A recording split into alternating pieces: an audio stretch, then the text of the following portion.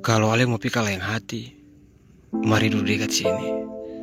Lalu beta mau bilang sih begini. Sulama katong dua piara cinta.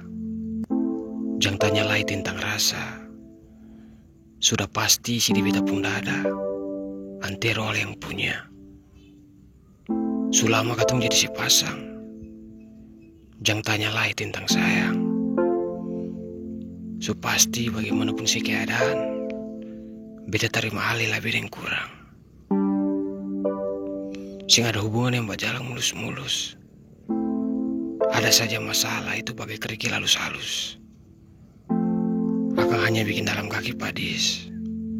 Mars yang mampu bikin tak iris.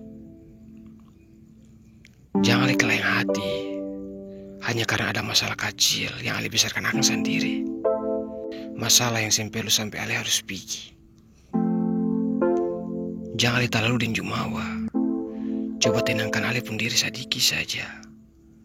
Lalu coba Ale ingat bagaimana manisnya dulu katong jatuh cinta.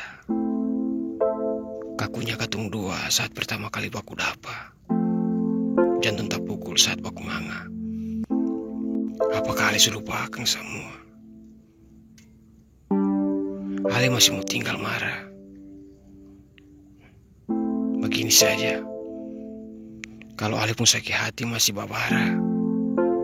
Di dapur sana ada pisau di atas meja. Ambil akan lamari tikang beta.